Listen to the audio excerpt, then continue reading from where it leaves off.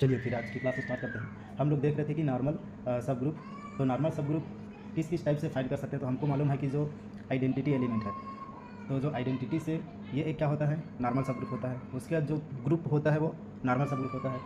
उसके बाद एक और पता कैसे करते हैं कि यदि हमको इंडेक्स जो एच का इंडेक्स सब ग्रुप का इंडेक्स अगर हमको 2 मिल जाता है तो हम बोल देते हैं कि ये नॉर्मल सब ग्रुप बन जाता है। उसके बाद सेंटर ऑफ जी, जो ग्रुप का सेंटर होता है वो क्या होता है, नॉर्मल सब ग्रुप होता है।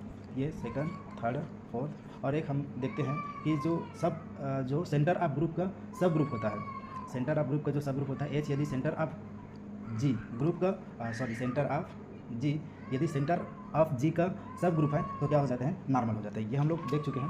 आगे हम लोग नॉर्मल सब ग्रुप फाइंड करते हैं D4 के लिए। क्वेश्चन है find normal subgroup of D4 का सब ग्रुप फाइंड करते हैं, नॉर्मल सब ग्रुप फाइंड करते हैं ऑफ D4। तो इसके लिए हमको जो नॉर्मल ग्रुप के लिए तो हमको सब ग्रुप मालूम होना चाहिए कि इसके कितने सब ग्रुप होते हैं, क्योंकि सब ग्रुप में से ही नॉर्मल सब ग्रुप होता है। जिनका लेफ्ट कोसेट और राइट कोसेट इक्वल हो जाते हैं वो नॉर्मल सब ग्रुप पे चला जाता है, नॉर्मल सब ग्रुप बनाता है। तो इसका हम लोग जानते हैं कि टोटल कितने सब ग्रुप निकालते हैं। इसका सब ग्रुप कैसे निकालते हैं, जैसे D4 का सब ग्रुप निकालने के लिए हम क्या करते हैं कि सब ग्रुप निकालते थे, नंबर ऑफ सब ग्रुप, ठीक है। नंबर ऑफ सब ग्रुप D4 क्या निकालते थे, किससे, टाउ n से निकालते थे। तो टाई यहाँ 4 है तो टाउ 4 और फिर सिग्मा 4, इससे हम लोग टोटल सब ग्रुप निकालते थे, ठीक है। टाउ 4 को हम क्या लिख सकते हैं, 2 का स्क्वायर लिख सकते हैं, सिग्मा ये भी 2 का स्क्वायर। उसके बाद इसको निकालने के लिए इसकी पावर में हम 1 ऐड कर देते हैं। फिर इसको निकालने के लिए या तो इसके पूरे डिवाइजर कौन कौन है ये देख लो, या फिर इसको और ऐसे एक्सप्लेन कर सकते हैं 2 की पावर 2 + 1 - 1 और डिवाइडेड बाई 2 - 1, ठीक है। तो ये हो जाएगा 2 + 1 3 और ये हो जाएगा 2 की पावर 3 मीन्स 8 - 1 मीन्स 7 और 2 - 1 तो ये हो गया 1। तो 3 + 7 = हो गया 10। जैसे इसका आप डिवाइजर देख सकते हैं, 4 का डिवाइजर 1 है, 2 है और 4 है, तो 4 2 6 और 1 7, ये आ गया 7। तो टोटल D4 के पास कितने सब ग्रुप होते हैं, 10 सब ग्रुप होते हैं। अब इन्हीं 10 में से क्या होंगे, जो कितने सब ग्रुप बनते नॉर्मल सब ग्रुप बनेंगे ये हम देखते हैं। तो अब फाइंड करते हैं नॉर्मल सब ग्रुप, ठीक है। तो नॉर्मल सब ग्रुप पहले आप देखिए जो आइडेंटिटी होता है, ठीक है। इसका आइडेंटिटी D4 का आइडेंटिटी जैसे R0, ठीक है, आइडेंटिटी या E है या फिर R0, ठीक है, ये एक हो जाएगा। उसके बाद एक ग्रुप हो जाएगा, तो G मतलब D4 ये हो गया। उसके बाद इसका सेंटर देख सकते हैं, इसका सेंटर कौन जाता है, इसके सेंटर एक नॉर्मल सब ग्रुप हो जाएगा। तो सेंटर इसका D4 का सेंटर क्या होता है, ZD4। तो सेंटर में कौन कौन से एलिमेंट जाते हैं, एक तो आइडेंटिटी और एक R180, तो ये हो गया सेंटर। उसके बाद इंडेक्स 2 देख लेते हैं, तो H4 इंडेक्स 2 एक मिलेगा आपको R0 R180 और HV, ठीक है। इसका इंडेक्स आपको 2 मिलेगा, क्योंकि इंडेक्स कैसे निकालते हैं, जो G/H में टोटल ऑर्डर ऑफ जो ये, तो ऑर्डर ऑफ G कितना है 8 है और ऑर्डर ऑफ H कितना है 4 है, तो हमको क्या मिल जाएगा 2, इस प्रकार से। उसके बाद H5 एक और मिल जाएगा आपको, क्या मिलेगा, जो R0 R180 और एक D और D', इसका भी इंडेक्स आपको 2 मिल जाएगा। एक जो R90 से जनरेट होता है, मतलब R0 R90 R180 और R270, ठीक है, जनरेटर है जो R90 इसका जनरेटर है, ठीक है। तो इससे ये इन तीनों का इंडेक्स आपको मिल जाएगा, इंडेक्स आपको G/H, ठीक है, क्या मिलेगा 2 मिलेगा। तो ये सभी क्या बनाएंगे, नॉर्मल सब ग्रुप बनाएंगे, ठीक है। तो आइडेंटिटी हो गया, ये एक तो ग्रुप हो गया और सेंटर, उसके बाद इंडेक्स 2 हो गया, ठीक है। और कोई नॉर्मल सब ग्रुप बनेगा तो नहीं बनेगा इसके अलावा। और जो तो टोटल इस प्रकार से टोटल कितने सब ग्रुप है इसके पास, 10 सब ग्रुप है, जिसमें से 6 क्या है, नॉर्मल है, और जो और 4 बचा, 4 क्या है, नॉन नॉर्मल है, नॉन नॉर्मल सब ग्रुप, ठीक है। कौन कौन से वो सब ग्रुप है जो नॉर्मल नहीं है, R0 H ये नॉर्मल नहीं है। मतलब नॉर्मल क्यों नहीं है, क्योंकि इनका जो लेफ्ट कोसेट और राइट कोसेट निकालेंगे तो इक्वल नहीं आएगा, ठीक है। R0 D ये, और दूसरा है R0 V और फिर R0 D, तो ये जो है नॉन नॉर्मल सब ग्रुप है। तो टोटल जो है D4 के पास कितने सब ग्रुप होते हैं, नॉर्मल सब ग्रुप टोटल तो 10 होते हैं, जिसमें से 6 जो है नॉर्मल सब ग्रुप होते हैं और 4 जो है नॉन नॉर्मल सब ग्रुप होते हैं। एक और D3 के लिए फाइंड करते हैं, फिर हम जनरल देखेंगे कि इसको कैसे निकालते हैं। देखिए जैसे कि क्वेश्चन है find normal subgroup of D3, ठीक है। तो D3 के पास कौन कौन से नॉर्मल सब ग्रुप होंगे, तो देखिए जो H1 जो आइडेंटिटी है आपका R0 एक हो गया। दूसरा आपका ग्रुप D3 ही हो जाएगा। तीसरा इसका सेंटर, तो D3 के सेंटर में कौन जाता है, तो D3 का सेंटर तो ये खुद ऑलरेडी यही है, ठीक। तो सेंटर आप जो D3 है वो R0 है, क्योंकि जब R होता है तो हमको केवल R0 मिलता है। उसके बाद जो इंडेक्स 2 वाला, इंडेक्स 2, तो इंडेक्स 2 के लिए आप देख सकते हैं क्या मिलेगा, R0, R120 और R240 ये बनेगा। इसका इंडेक्स क्या है, जी आप एच एक्स आप निकालेंगे तो क्या मिलेगा आपको 2 मिलेगा। ठीक है, ये आपका जी हो गया और ये किसके लिए है, आइडेंटिटी के लिए हो गया। ठीक है, तो ये जो तीनों आपको मिले ये क्या है, नॉर्मल है। उसके बाद इसके पास और जो अदर सब ग्रुप है वो नॉर्मल नहीं है। और कौन कौन से जो है, एक आपको मिलेगा R0 जो ए के अबाउट जो है रिफ्लेक्शन। ठीक है, उसके बाद दूसरा आपको मिलेगा R0 बी के अबाउट रिफ्लेक्शन। उसके बाद आपको एक मिलेगा जो R0 सी के, ये क्या है, नॉन नॉर्मल सब ग्रुप है। आप इसको ट्राई करके देख सकते हैं कि क्यों ये नॉन नॉर्मल सब ग्रुप हो रहे हैं। जब आप लेफ्ट का कोसेट और राइट कोसेट निकाल के देखेंगे तो आपको मिलेगा कि इक्वल आपको नहीं मिलने वाला है। इस प्रकार से इनको आप जनरलाइज करेंगे तो आपको हमको जो नॉर्मल सब ग्रुप मिलेगा इस प्रकार से, जो number of normal subgroup of D तो डी में नॉर्मल सब ग्रुप आप निकालेंगे। अब इसमें क्या होता है, एन एक तो क्या होता है हमारे पास इवन होता है और एक होता है आड होता है। ठीक है, तो इवन और आड के केस में देखेंगे, जब इवन हो तो क्या निकालना आपको टाउ एन, और टाउ एन में आपको क्या करना है, 3 ऐड कर देना है। ठीक है, जब एन क्या हो, एन इज़ इवन हो, इवन के केस में आपको टाउ एन निकाल करके 3 ऐड कर देना है। और उसके बाद जब आड हो, ठीक है, एन इज़ आड, जब एन आड हो तो इस केस में आपको क्या करना है, 1 ऐड कर देना है। तो इससे आपको पता चल जाएगा कि टोटल डी एन के पास कितने नॉर्मल सब ग्रुप है। ठीक है, अब देखिए कुछ रिजल्ट देखते हैं। इफ़ एच जो है सबसेट है के का और के सबसेट है जी का, एंड एच क्या है, एच इज़ नॉर्मल इन के, एच नॉर्मल है के में, चाहे तो आप इसको ऐसा शॉर्ट फॉर्म में लिख सकते हैं, एच नॉर्मल है के में, एंड के नॉर्मल है किसमें, जी में। ठीक है, एच ये एच नॉर्मल है के में, मतलब एच नॉर्मल सब ग्रुप है के का और के नॉर्मल सब ग्रुप है जी का, तो क्या then H is normal in G, ऐसा पॉसिबल है क्या बोल रहा हूँ। यदि एच सब ग्रुप है के का, एच नॉर्मल सब ग्रुप है के का और के नॉर्मल सब ग्रुप है जी का, तो क्या जो एच है ये एच जो है नॉर्मल सब ग्रुप होगा जी में, ये हमको क्वेश्चन है। तो इसमें आप देखिए जो जी हम ले लेते हैं example, G is equal to D4।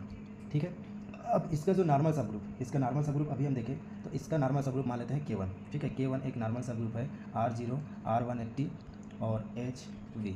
ठीक है, ये क्या है, नॉर्मल सब ग्रुप है किसका, D4 का। ठीक है, अब ये इंडेक्स 2 की मदद से आप बता सकते हैं क्योंकि इसकी आर्डर 8 है और इसका 4 है, तो इंडेक्स 2 ये हो गया। उसके बाद K2 हम ले लेते हैं, इसका क्या लेते हैं, सब ग्रुप लेते हैं। ठीक, तो इसका सब ग्रुप R0V। ठीक है, R0V इंडेक्स 2 की मदद से आप बता सकते हैं। इसमें K1 नॉर्मल है, जो K2 नॉर्मल है K1 में, मतलब ये हम इसको दिखा सकते हैं, मतलब ये क्या है, इसको हम क्या ले रहे हैं, K2 है और ये क्या है, K1 है। ठीक है, H नहीं ले रहे हैं क्योंकि H यहाँ है इसलिए। ठीक है, तो K2 ये हमको शो कर रहा है, मतलब ये। ठीक है, तो देखिए K1 सब ग्रुप है जी D4 का, K2 सब ग्रुप है किसका, K1 का। ठीक है इसमें। ठीक है, अब देखिए यहाँ से आप देखेंगे तो ये K1 तो नॉर्मल सब ग्रुप है K2 का। कैसे बता सकते हैं कि ऑर्डर ऑफ K1 और ऑर्डर ऑफ K2 आप डिवाइड करेंगे 4/2, तो क्या मिल गया 2। तो इंडेक्स आप मतलब जो इंडेक्स है K2 ये आपको कितना मिल गया, 2 मिल गया। ठीक है, तो इससे क्या हो गया, ये तो नॉर्मल हो गया, नॉर्मल सब ग्रुप है K1 का। ओके, लेकिन जो ये नॉर्मल नहीं है, ये जो R0V है नॉर्मल नहीं है, किसमें नहीं है, नॉर्मल D4 में नहीं है। क्यों नहीं है, देखिए जब हम देखेंगे, एग्जांपल लीजिए आप, हम लेते हैं जैसे x इज इक्वल टू मान लिए 90 ले लिया, R90। ठीक है, R90 किस में है, D4 में है, और V ले लिए K2 में है। ठीक है, अब हम इसको सब ग्रुप देखने के लिए क्या करते हैं कि x H x का इन्वर्स ये देखते हैं, मतलब ये एलिमेंट ले लेते हैं x H x का इन्वर्स। ठीक है, यहाँ H है और x ग्रुप है, तो ग्रुप के एलिमेंट्स ये हमको देखना ये है कि नहीं है। ठीक है, तो देखिए क्या होगा, R90 लेंगे हम और H को हम क्या लिए हैं, V लिए हैं, ये भी, और R90 का इन्वर्स। ठीक है, ये अब हमको ये अगर K2 में आ जाएगा, ठीक है, K2 में आ जाएगा तो नॉर्मल जो सब ग्रुप हो जाएगा, अदरवाइज तो नहीं होगा। तो देखिए इसको हम क्या लिख सकते हैं, R90V, R90 का इन्वर्स से क्या होगा, R270 ये होगा। अब देखिए इसको फिगर से हम समझ सकते हैं, जैसे ये A है, B है, C D है, इसको हम पहले क्या कर लेते हैं, R90 कर लेते हैं। तो R90 करेंगे तो ये कहाँ चला जाएगा, ये A यहाँ हो जाएगा, B यहाँ चला जाएगा, C यहाँ चला जाएगा, D यहाँ चला जाएगा। अब इसमें हम क्या कर लेते हैं, वर्टिकल V है तो वर्टिकल रिफ्लेक्शन करेंगे, तो वर्टिकल रिफ्लेक्शन करेंगे तो क्या हो जाएगा, ये A इधर आ जाएगा, D यहाँ चला जाएगा, C यहाँ, B यहाँ। अब इसको हम क्या करते हैं, R90 R270 फिर से रोटेट कर देते हैं। तो R270 मान यहाँ से, ठीक, तो ये A को 90 यहाँ हो जाएगा, फिर 180 270, मतलब A कहाँ चला जाएगा, यहाँ चला जाएगा 1 2 3, ठीक। तो इस प्रकार से A कहाँ चला जाएगा, यहाँ आ जाएगा, B कहाँ जाएगा 1 2 3, ठीक है। तो B कहाँ जाएगा, यहाँ पहुँच जाएगा। C को देखोगे तो 1 2 3, तो यहाँ पहुँच जाएगा, और D यहाँ चला जाएगा। अब देखिए ये क्या मिल रहा है हमको, तो अगर हम इसको ऐसे हॉरिजॉन्टल रिफ्लेक्ट करेंगे तो देखिए A यहाँ चला जाएगा, D यहाँ चला जाएगा, और B नीचे जाएगा, C नीचे जाएगा, मतलब क्या मिल रहा है, तो ये क्या है, H है। अब देखिए हम इसको ऑपरेट किए तो हमको क्या मिल गया, H मिल गया। और H देखिए, H इसमें है क्या, K2 में नहीं है, तो H not belong to K2, ठीक है। तो इसलिए जो K2 है, ठीक है, नॉर्मल नहीं है किसमें, D4 में।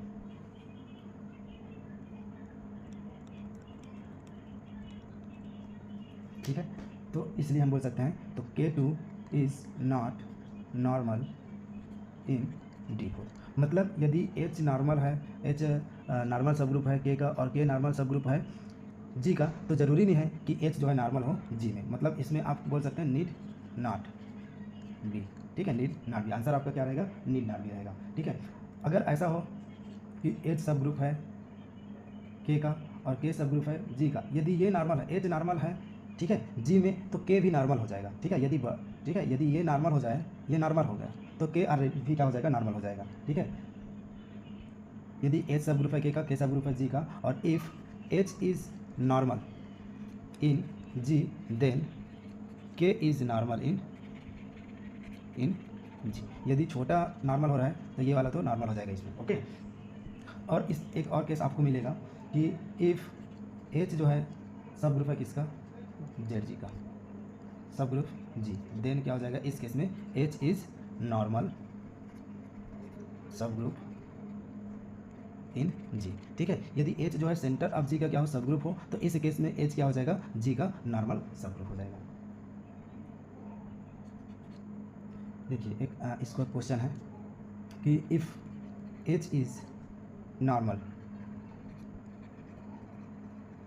ऑफ G, यदि H नॉर्मल सब ग्रुप है of G, then product of two left, चाहे आप लेफ्ट लो या फिर राइट लो, ठीक है, two left coset of H in G is left. मतलब हम क्या करेंगे, H normal subgroup of G का, तो प्रोडक्ट करेंगे आप टू कोसेट का, ठीक है, तो हमको वापस क्या मिलेगा, coset of H in G is left. या तो अगर आप लेफ्ट को ऑपरेट करेंगे तो लेफ्ट मिलेगा, अगर राइट को प्रोडक्ट करेंगे तो क्या मिलेगा, आपको राइट ही मिलेगा, ठीक है। जैसे कि इसको अगर हम देखें, दो प्रोडक्ट ले लेते हैं, मान लो AH एंड BH क्या है, टू लेफ्ट कोसेट है ऑफ H इन G, दो लेफ्ट कोसेट है, इसको हम क्या करते हैं, प्रोडक्ट करते हैं AH और BH, ठीक है। ग्रुप से है तो इसमें एसोसिएटिव लगेगा, तो ये A हो जाएगा, और हम इसको क्या लिख सकते हैं, H B, और ये H हो जाएगा, ये होगा। अब देखिए H क्या है, नॉर्मल है, H नॉर्मल है तो क्या हो जाएगा, H B, लेफ्ट कोसेट और राइट कोसेट क्या हो जाएगा, इक्वल हो जाएगा, तो हम इसको क्या लिख सकते हैं, A, और B को BH लिख सकते हैं, और ये हो जाएगा H। तो यहाँ से हमको मिलेगा AB, और H का प्रोडक्ट होगा क्या मिलेगा, H मिलेगा। मीन्स हमको क्या मिल गया कि AH, यदि दो लेफ्ट कोसेट का हम प्रोडक्ट करते हैं तो हमको क्या मिलेगा, लेफ्ट कोसेट ही मिलेगा। इसी प्रकार अगर आप राइट कोसेट का करेंगे, और A और B कहाँ से आता है, A और B G से है। इसी प्रकार यदि आप intersection of two normal subgroup of G is again, यदि आप दो नॉर्मल सब ग्रुप का इंटरसेक्शन करते हैं तो वापस आपको क्या मिलेगा, normal subgroup of G, normal subgroup मिलेगा। एक और रिजल्ट है, ठीक है, if H and K are normal subgroup, यदि H और K नॉर्मल सब ग्रुप है किसका, ऑफ G का, देन इस केस में क्या हो जाएगा, H और K is also a normal subgroup हो जाएगा। मतलब product of two normal subgroup is normal subgroup हो जाएगा, है ना, ठीक है। तो इस प्रकार से इन सभी रिजल्टों को आपको याद रखना है। अब हम लोग आगे आते हैं, अगला टॉपिक फैक्टर ग्रुप, या फिर इसको क्वोशेंट ग्रुप के नाम से भी जाना जाता है। अगला है टॉपिक फैक्टर ग्रुप, या फिर इसको और बोला जाता है quotient group, quotient QUOINT, quotient group. ठीक है, तो ये हमारा अगला टॉपिक है। तो कोसेंट ग्रुप के लिए क्या होना चाहिए कि कोसेंट ग्रुप के लिए एक हमारे पास क्या हो, ग्रुप हो, और एच क्या होना चाहिए, नॉर्मल सब ग्रुप होना चाहिए, तब हम कोसेंट ग्रुप बना सकते हैं। कोसेंट ग्रुप के लिए क्या होना चाहिए, कोसेंट ग्रुप डिफाइन करने के लिए पहले तो जी हमारे पास एक क्या हो, ग्रुप हो, उसके बाद एच क्या होना चाहिए, एच हमारे पास एक क्या हो, नॉर्मल सब ग्रुप हो। ठीक है, तब हम क्या बना पाएंगे, कोसेंट ग्रुप बना पाएंगे। कोसेंट ग्रुप का मतलब होता है कि हम पूरे ग्रुप को क्या करते हैं, जो नॉर्मल सब ग्रुप जो एच होता है उसके अकॉर्डिंग क्या करते हैं, डिवाइड करते हैं। पहले हम डेफिनेशन देखते हैं। ठीक है, डेफिनेशन से क्लियर होगा कि इसका डेफिनेशन क्या है। तो जो कोसेंट ग्रुप है, फैक्टर ग्रुप है, ठीक है, इसके लिए एक तो ग्रुप होना चाहिए, ठीक है, डेफिनेशन, और क्या होना चाहिए, नॉर्मल सब ग्रुप होना चाहिए। नॉर्मल सब ग्रुप होगा तभी हम डिफाइन कर पाएंगे। Let G be a group, यदि जी क्या है, ग्रुप है, and H be a normal subgroup of G, then the set, ठीक है, हमको एक सेट मिलेगा जी डिवाइड एच। ठीक है, इसको हम कैसे लिखते हैं, A H such that A belong to जी।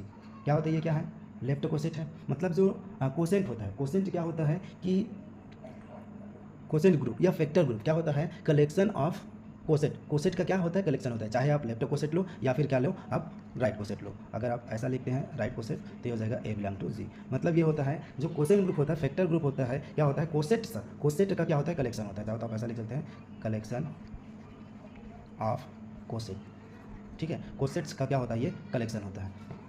उसके बाद ये क्या होता है, ग्रुप होता है, ग्रुप डिफाइन होता है। तो ग्रुप हम प्रूफ नहीं करेंगे, ये ग्रुप होता है। ठीक है, इसको ग्रुप प्रूफ करने के लिए आपको देखना है, क्लोजर देखना है, एसोसिएटिव देखना है, existence of inverse, existence of identity. तो ये चारों चीज़ें होल्ड करता है। ठीक है, तो हम इसको प्रूफ नहीं करेंगे, केवल हम इसको डेफिनेशन देखते हैं। ठीक है, तो जो ग्रुप होता है, कोसेट का कलेक्शन होता है। ठीक है, एक क्या होता है, इस ग्रुप विथ रेस्पेक्ट कैसे डिफाइन होता है, इसमें जो इसके ऑपरेशन लगते हैं, ऊपर हम अभी देखें कि ए एच और बी एच ऑफ करेंगे तो हमको क्या मिलता है, ए बी एच। यदि आप राइट से करेंगे तो एच ए एच बी करेंगे तो आपको मिलेगा एच ए बी। इस प्रकार से ये डिफाइन होता है। इसको हम क्या बोलते हैं, इट इज़ कॉल्ड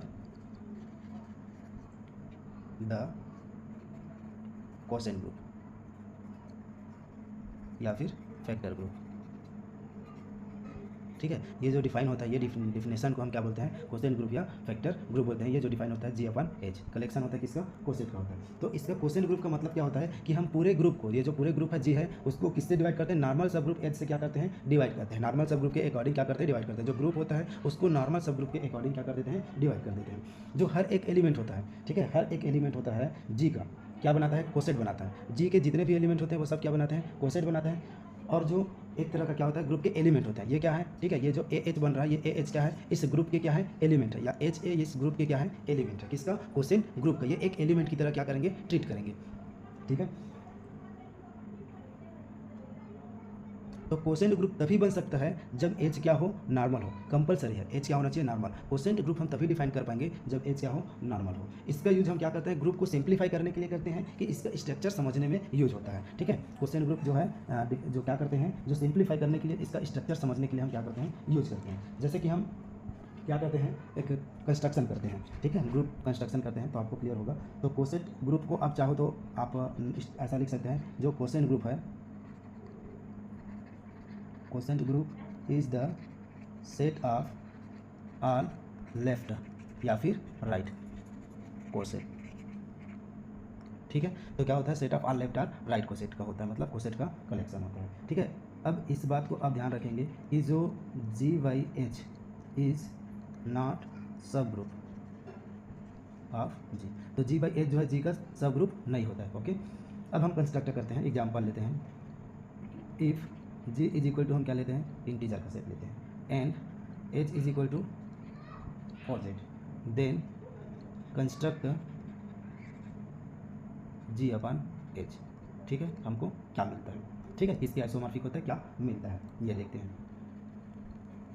ठीक है, देखिए जो एच होता है क्या होता है, नॉर्मल सब ग्रुप है, कि जी हमारे पास क्या है, इंटीजर है, और आपको मालूम है ये क्या है, अबेलियन है। और आपको ये भी मालूम है कि अबेलियन ग्रुप के सारे जो सब ग्रुप होते हैं क्या होते हैं, नॉर्मल होते हैं। और एच जो है यहाँ क्या है, 4z है, इसका क्या है, सब ग्रुप है। ठीक है, किसका सब ग्रुप है, जेड का सब ग्रुप है, इज सब ग्रुप ऑफ जी, ये है। Then H is equal to 4z, ये क्या है, is normal subgroup of Z. Z का क्या है, ये नॉर्मल सब ग्रुप है। क्यों? क्योंकि अबेलियन ग्रुप के सारे सब ग्रुप क्या होते हैं, नॉर्मल होते हैं। मतलब G/H यहाँ क्या कर रहा है, एग्जिस्ट कर रहा है, मतलब Z/4Z ये एग्जिस्ट कर रहा है। एग्जिस्ट कब करता है, जब नीचे वाला क्या हो, नॉर्मल सब ग्रुप हो, तभी एग्जिस्ट करता है, अदरवाइज एग्जिस्ट नहीं करेगा। ठीक है, ये एग्जिस्ट है। अब देखिए ये डिफाइन कैसे होगा, इसमें क्या होंगे, A+, ये नीचे वाला 4+Z, H होता है ये, such that A belong to G। A कहाँ से आएंगे आपके, G मतलब यहाँ क्या है, G यहाँ है आपका Z है। ओके, G यहाँ Z है, तो A बिलोंग टू Z ये। अब देखिए हम इसमें एलिमेंट लेते हैं, पहले तो स्टार्ट करते हैं इंटीजर A, ठीक है, तो 0, ठीक है, 0 से स्टार्ट करते हैं, तो 0 प्लस क्या लिखेंगे, 4Z लिखेंगे। फिर क्या लिखेंगे, 1 प्लस 4Z 1 लेंगे, तो फिर 2 प्लस 4Z, फिर 3 प्लस 4Z। आगे देखिए, अगर हम क्या करेंगे, 4 प्लस 4Z करेंगे तो हमको क्या मिलेगा। आपको मालूम है कि कोसेट निकालते हैं, जब कोसेट निकालते थे तो कोसेट में जो बिलोंग करता था, एच में जो सब ग्रुप में बिलोंग करता था, यदि ए बिलोंग करता था सब ग्रुप में, तो ए और एच ऑपरेट करते थे तो हमको क्या मिलता था, एच ही मिलता था। तो देखिए ये 4 जो है, 4 क्या है, 4 तो इन्हीं का एलिमेंट है, किसका एलिमेंट है, एच का एलिमेंट है। तो जब हम 4 प्लस 4Z करेंगे तो हमको क्या मिलेगा, एच मिलेगा, मतलब 4Z ही मिलेगा।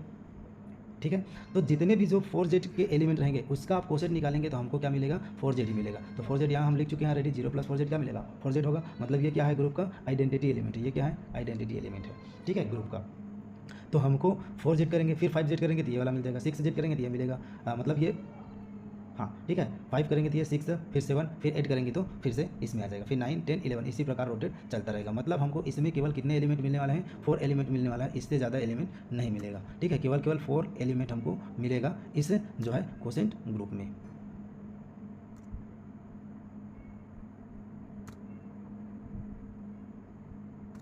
ठीक है, तो टोटल हमारे पास कितने एलिमेंट होंगे, 4 एलिमेंट होंगे। अब 4 के जितने भी मल्टीपल होंगे वो किसके अंतर्गत आ जाएंगे, 4Z में आ जाएंगे। ठीक है, अब हम अगर आप देखेंगे इसमें जो एलिमेंट, जैसे आप 0 प्लस 4Z करेंगे तो 0 प्लस 4Z करेंगे तो हमको क्या मिलेगा, 0 plus minus 4 plus minus 8 plus minus 12 plus minus 16, इस प्रकार से ये एलिमेंट होंगे। 1 प्लस 4Z करेंगे तो हमको क्या मिलेगा, अगर हम 1 प्लस 4Z करेंगे तो 0 में हम 1 ऐड करेंगे तो क्या मिल जाएगा, 1, फिर 5, फिर 9, फिर 13, इस प्रकार से इधर क्या होते जाएगा, -3, -7, -11, इस प्रकार से मिलेगा। उसके बाद अगर हम इसमें 2 ऐड करेंगे, 2 प्लस 4Z, तो 2 ऐड करेंगे तो 2 हो जाएगा, ये 6, ये 10 और ये 14, इस प्रकार से। फिर ये क्या हो जाएगा, -2, -6, -10। अगर 3 प्लस 4Z ऐड करोगे तो क्या मिलेगा, 3, 7, 11, 15, इधर क्या हो जाएगा, -1, -5, -9। अब आप 4 प्लस 4Z ऐड करोगे तो क्या मिल जाएगा, देखिए वापस, तो ये क्या मिल जाएगा, 4, ये 8, ये 12, ये 16, और इधर क्या मिलेगा, 0, -4, -8। अब देखिए ये किसके इक्वल हो रहा है, ठीक है, इसके इक्वल हो रहा है, ये दोनों इक्वल हो रहा है ये। ठीक है, तो मतलब हमको डिफरेंट 1, 2, 3, 4 ये चारों जो है क्या है, डिफरेंट है। अगर हम इसका यूनियन करेंगे तो हमको क्या मिल जाएगा, पूरा का पूरा G मिल जाएगा, इंटीजर मिल जाएगा, मतलब इन चारों। तो ये चारों क्या है, डिफरेंट है, मतलब ये एलिमेंट है इसके। ठीक है, Z/4Z का मतलब इस कोसेंट ग्रुप का क्या है, ये एलिमेंट है। ओके, अब हम देखते हैं इसका आर्डर, देखते हैं आर्डर निकालेंगे। आर्डर देखते हैं, आर्डर क्यों देखेंगे, क्योंकि आर्डर देख करके हम बता सकते हैं कि ये ग्रुप जो है किसके आइसोमॉर्फिक हो सकते हैं। Now order of each element of Z/4Z इनका। अब देखिए 0 प्लस 4Z है, तो 0 प्लस 4Z ये क्या है, आइडेंटिटी है। ठीक, तो आइडेंटिटी है, इसका ऑर्डर कितना होगा 0 प्लस 4Z का, तो ये हो जाएगा 1। उसके दूसरा एलिमेंट 1 प्लस 4Z, अब 1 प्लस 4Z इसमें ऑपरेट करेंगे तो क्या हो जाएगा, 1 प्लस 4Z ये होगा ऐसा। अब आपको मालूम है कि जब दो कोसेट को ऐड करते हैं, लेफ्ट कोसेट को ऐड करेंगे तो ये क्या हो जाएगा, 1 + 1 और ये हो जाएगा 4Z, तो 2 प्लस कितना हो जाएगा 4Z। क्या हमको ये आइडेंटिटी मिला, नहीं मिला, मतलब एक बार फिर से 1 + 4Z ऐड करना पड़ेगा, तो हमको क्या मिलेगा 3 + 4Z। अब हम वापस फिर 1 + 4Z ऐड करेंगे तो हमको क्या मिल जाएगा 4 + 4Z, मतलब हमको क्या मिल गया, आइडेंटिटी मिल गया, मीन्स 4Z मिल गया। ठीक है, तो वापस मिला, कितने टाइम में मिला, 4 टाइम में, इसलिए ऑर्डर ऑफ 1 + 4Z कितना हो गया, 4 हो गया। अगर हम ऑर्डर ऑफ 2 + 4Z का निकालें तो ऑर्डर ऑफ 2 + 4Z का निकालेंगे तो कितना मिलेगा, 2 × 2 = 4, मतलब 2 मिल जाएगा। और ऑर्डर ऑफ 3 + 4Z निकालेंगे तो इसका ऑर्डर कितना हो जाएगा, 4 हो जाएगा। क्यों, क्योंकि 3 + 3 करेंगे तो 6 हो जाएगा, 6 + 3 करेंगे तो 9 मिलेगा, और 9 + 3 ऐड करेंगे तो 12 मिलेगा, और 12 किस में आ जाएगा, 4z के मल्टीपल में आ जाएगा, मतलब इसलिए कितना ऑर्डर हो जाएगा, 4 हो जाएगा। तो मतलब ऑर्डर ऑफ 0 + 4z कितना मिला, 1। मतलब देखिए इसके पास जो क्वेश्चन ग्रुप है z/4z का, तो इसके पास कितने एलिमेंट है, 1 ऑर्डर का एलिमेंट है, 2 ऑर्डर का एलिमेंट है और 4 ऑर्डर का एलिमेंट है। तो ऐसा स्ट्रक्चर किसके पास होता है, ठीक है, और किसके पास होता है। तो आप देख सकते हैं यदि ऑर्डर आप किसी एलिमेंट का ऑर्डर ग्रुप के ऑर्डर के बराबर हो जाता है, कोई भी एलिमेंट है जो उसका ऑर्डर ग्रुप के ऑर्डर के बराबर होता है, ठीक है, तो क्या हो जाता है, वो ग्रुप साइक्लिक हो जाता है। तो देख सकते हैं आप 1 + 4z है, एक 3 + 4z है, इसका ऑर्डर जो है ग्रुप के ऑर्डर के क्या है, बराबर है, ठीक है। इसके पास भी 4 एलिमेंट है और ग्रुप का ऑर्डर भी 4 एलिमेंट है, तो इस मतलब ग्रुप का ऑर्डर 4 है और इसके पास एलिमेंट भी 4 है, इसलिए दोनों का ऑर्डर कितना है, 4 है। तो हम क्या बोल सकते हैं कि इस ग्रुप के पास 4 ऑर्डर का एलिमेंट है ग्रुप के ऑर्डर के बराबर, तो इसलिए हम बोल सकते हैं कि z जो है z/4z क्या हो जाएगा, इज साइक्लिक ग्रुप हो गया, ठीक है, ऑफ ऑर्डर 4 का। अब आपको मालूम है कि जो 4 ऑर्डर का साइक्लिक ग्रुप कौन होता है, तो 4 ऑर्डर का साइक्लिक ग्रुप है कौन है, Z4 है, क्योंकि Z4 के पास 1 ऑर्डर का, 2 ऑर्डर का और 4 ऑर्डर का एलिमेंट होता है। 4 ऑर्डर का कितना एलिमेंट होता है, 2 एलिमेंट होता है, Z4 के पास भी 2 एलिमेंट होता है, मतलब z/4z किसके आइसोमॉर्फिक होगा, Z4 के आइसोमॉर्फिक होगा, ठीक है। तो इसको हम जनरल वे में अगर देखें, जनरल तरीके से हम बोल सकते हैं कि यदि इंटीजर है और इसके जो नॉर्मल सब ग्रुप MZ हो रहा है, तो आप इसको डायरेक्ट आइसोमॉर्फिक बोल सकते हैं किसके, Zn के, ठीक है। तो जब भी आपको इंटीजर का ग्रुप मिला, इंटीजर ग्रुप मिला है और उसके नॉर्मल सब ग्रुप नीचे n है, तो इसी प्रकार जैसे कि z/10z बोल दिए, तो 10z तो ये किसके आइसोमॉर्फिक हो जाएगा, Z10 के आइसोमॉर्फिक हो जाएगा। इस प्रकार से आप आइसोमॉर्फिक निकाल सकते हैं। अगला क्वेश्चन है कंस्ट्रक्शन ऑफ, अगर सेम है z/z है और है दूसरा आपका z/0 है, ठीक है, आइडेंटिटी है, ठीक है, यहाँ ये आइडेंटिटी है समझिए, ठीक है। जब सेम ग्रुप हो z/z है, ठीक है, सेम का सेम से और z में आइडेंटिटी से डिवाइड हो रहा है, तब हम देखते हैं कि ये जो है किसके आइसोमॉर्फिक हो रहा है, ये दोनों किसके आइसोमॉर्फिक हो रहा है, ओके। तो देखिए अगर हम z/z करेंगे तो इसको डिफाइन करके क्या लिखेंगे, a + z लिखेंगे और क्या हो जाएगा, a बिलोंग टू z, ये होगा, ओके। अब देखिए हम क्या करते हैं, AZ से लेते हैं, ठीक है, ये g है ना ऊपर वाले से, a ये ऊपर वाले और ये क्या h है, ये h है और ये g है, ओके। अब देखिए 0 प्लस क्या करेंगे, z करेंगे, उसके क्या करेंगे 1 + z, ठीक है, यहाँ से ले रहे हैं, फिर 2 + z, 3 + z, 4 + z, मतलब आप क्या करेंगे, प्लस माइनस, चाहे आप +-1 +-2 +-3 +-4 ऐड करेंगे तो वापस हमको क्या मिलेगा, 0 में z ऐड करेंगे तो हमको क्या मिलेगा, z ही मिलेगा।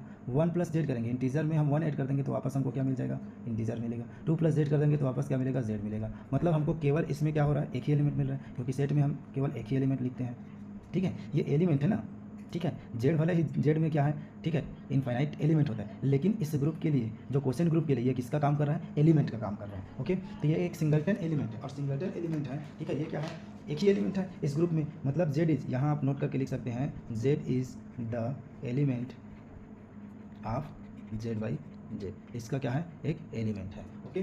और एक एलिमेंट है मतलब ग्रुप का ऑर्डर जो है z और z, इसका ऑर्डर कितना मिल रहा है, 1 मिल रहा है, ठीक है, क्योंकि इसमें कितने एलिमेंट है, एक ही एलिमेंट है, और इस z का, ठीक है, ये क्या है, z केवल एक ही एलिमेंट है, मतलब इसका भी ऑर्डर कितना है, 1 है, ठीक। तो मतलब ये जो आइसोमॉर्फिक किसके आइसोमॉर्फिक हो जाएगा, z/z आइसोमॉर्फिक होगा किसके, z1 का, क्योंकि सिंगलटन एलिमेंट है, एक ही एलिमेंट है, तो ये किसके आइसोमॉर्फिक हो जाएगा, z1 का आइसोमॉर्फिक हो जाएगा। तो जब भी अगर सेम ग्रुप को सेम ग्रुप से क्या करें, डिवाइड कर दें, तो हमको क्या मिल जाएगा, किसका आइसोमॉर्फिक मिलेगा, z1 का आइसोमॉर्फिक। अगला है, अब हम डिफाइन करते हैं कि z अगर सिंगलटन एलिमेंट है, मतलब सिंगलटन जीरो मतलब आइडेंटिटी एलिमेंट, यदि हम जो क्वेश्चन ग्रुप आइडेंटिटी एलिमेंट के साथ डिफाइन करते हैं तो ये किसका आइसोमॉर्फिक होता है, ये देखते हैं। तो a + singleton zero such that a belong to z।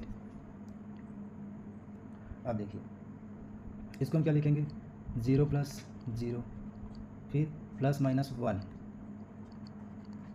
0, +-2 + 0, +-3 + 0, इस प्रकार से। अब देखिए 0 + 0 करेंगे तो हमको क्या मिलेगा, 0 1, मतलब हमको क्या मिलेगा, इसमें हम देखेंगे तो +-1 +-2 +-3, तो हमको क्या मिल रहा है, इंटीजर का सेट मिल रहा है, ठीक है। तो ये इंटीजर मतलब जो ये किसके आइसोमॉर्फिक हो जाएगा, अगर हम किस ग्रुप का आइडेंटिटी एलिमेंट लेते हैं, ठीक है, और उससे क्वेश्चन ग्रुप डिफाइन करते हैं, तो हमको किसके आइसोमॉर्फिक, उस ग्रुप के ही आइसोमॉर्फिक मिलने वाला है, ठीक है। तो इस प्रकार से ग्रुप का आइसोमॉर्फिक ही हमको मिलेगा, ठीक है। अगला क्वेश्चन डिफाइन करते हैं। यदि हमको ऐसा क्वेश्चन मिले जी इज इक्वल टू क्या है 2z है और एच इज इक्वल टू क्या है 8z है, तो हमको कंस्ट्रक्ट करना है 2z डिवाइडेड बाई 8z। पहले तो ये देख लो कि ये इसके सब ग्रुप है कि नहीं है, नॉर्मल सब ग्रुप है कि नहीं, मतलब जो ऊपर वाला ये तो जी है, जो नीचे वाला h है ये इसका सब ग्रुप है कि नहीं ये देख लो। यदि ये एग्जिस्ट ही नहीं करता है तो फिर हम क्वेश्चन ग्रुप डिफाइन नहीं कर सकते हैं, ठीक है। मतलब 2z मीन्स क्या है 0 +- 2 +- 4 +- 6, इस प्रकार से। 8z कैसे डिफाइन है 8z है 0 +- 8 +- 16 +- 24 ये।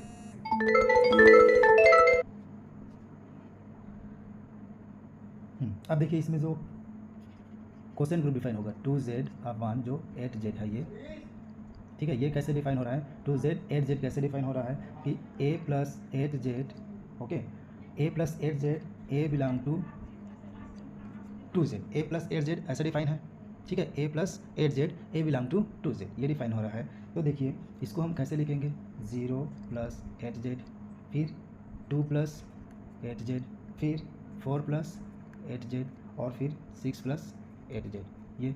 उसके बाद जैसे आप इसमें फिर से 8 ऐड करेंगे, 6 में 8 ऐड कर देंगे, मतलब 8 + 8z करेंगे तो ये हमको वापस क्या मिल जाएगा 8z मिल जाएगा, मतलब ये वाला मिल जाएगा। फिर आप इसमें 10 + 8z कर देंगे तो आपको ये वाला मिल जाएगा, ठीक। इस प्रकार से केवल हमको कितना एलिमेंट मिलने वाला है, केवल इसमें 4 एलिमेंट मिलने वाला है। अब इसका आप आर्डर देखेंगे तो वापस आर्डर देखेंगे तो हमको क्या मिल जाएगा, इसकी आर्डर कितना मिलेगा 1 मिलेगा, ठीक है। इसकी आर्डर कितना मिलेगा 4 मिल जाएगा, इसका आर्डर कितना मिलेगा 2 और इसका आर्डर कितना मिलेगा 4। मतलब ये 2z जो है 2z/8z ये किसके आइसोमॉर्फिक हो जाएगा z4 के आइसोमॉर्फिक हो जाएगा, ठीक है। तो इसको आप और जनरल वे में क्या लिख सकते हैं, जनरल तरीके से अगर लिखें nz और क्या लिखें mz ये लिखेंगे तो ये किसके आइसोमॉर्फिक हो जाएगा zm डिवाइडेड बाई n के, ठीक है। तो यहाँ आपको देखना है, क्या देखना है कि mz जो है नॉर्मल सब ग्रुप होना चाहिए किसका nz का, या फिर सिंपली बोल सकते हैं या जो mz है क्या होना चाहिए सब ग्रुप होना चाहिए nz का, लेकिन कंपलसरी है नॉर्मल सब ग्रुप होना चाहिए, ठीक है। तो जब nz डिवाइडेड बाई mz है आइसोमॉर्फिक है z/mz के, ठीक है ऐसा। तो इसी को आप देख सकते हैं जैसे कि हमने अभी देखा 2z/, जो 8z है तो ये किसके आइसोमॉर्फिक हुआ z और 8 डिवाइडेड बाई 2 मतलब z4 के क्या हुआ आइसोमॉर्फिक हुआ, ठीक है। क्या ऐसा एग्जिस्ट करेगा, देखिए ये क्वेश्चन है कि 2z/7z क्या ये एग्जिस्ट करेगा 2z/7z ये एग्जिस्ट करेगा, किसके आइसोमॉर्फिक होगा, तो ये क्या हो जाएगा डज नॉट एग्जिस्ट। क्यों एग्जिस्ट नहीं करेगा, क्योंकि 7z इसका तो क्या नहीं है, सिंस 7z नॉट सब ग्रुप ऑफ 2z का क्या नहीं है सब ग्रुप ही नहीं है। अब जब सब ग्रुप ही नहीं है तो क्या नॉर्मल सब जो सब ग्रुप ही नहीं है तो फिर क्वेश्चन ग्रुप तो डिफाइन ही नहीं होगा, ठीक है। तो 2z divide 7z is not isomorphic to, ठीक है। हम किसी के आइसोमॉर्फिक इसको नहीं दिखा सकते क्योंकि ये तो एग्जिस्ट ही नहीं कर रहे हैं, मतलब ये क्वेश्चन ग्रुप डिफाइन ही नहीं हो रहा। क्वेश्चन ग्रुप डिफाइन होने के लिए ये क्या होना चाहिए नॉर्मल सब ग्रुप होना चाहिए, तो इसका ये सब ग्रुप ही नहीं है तो नॉर्मल सब ग्रुप की तो बात ही नहीं कर सकते, मतलब ये क्वेश्चन ग्रुप डिफाइन नहीं होगा, ठीक है। तो दोस्तों आज की क्लास में इतना ही करते हैं, फिर कल की क्लास में जो है आगे इससे और क्वेश्चन प्रैक्टिस करेंगे, ठीक है, ताकि क्वेश्चन ग्रुप को और हम आसानी से समझ सकें, ठीक है। आशा करता हूँ कि आप लोगों को समझ आ रहा होगा कि जो नॉर्मल सब ग्रुप पढ़े क्वेश्चन ग्रुप पढ़े उसमें आपको क्लियर हुआ होगा। यदि कुछ भी डाउट होता है तो आप जो है पूछ सकते हैं, ठीक है। तो आज के लिए बस इतना ही, थैंक यू।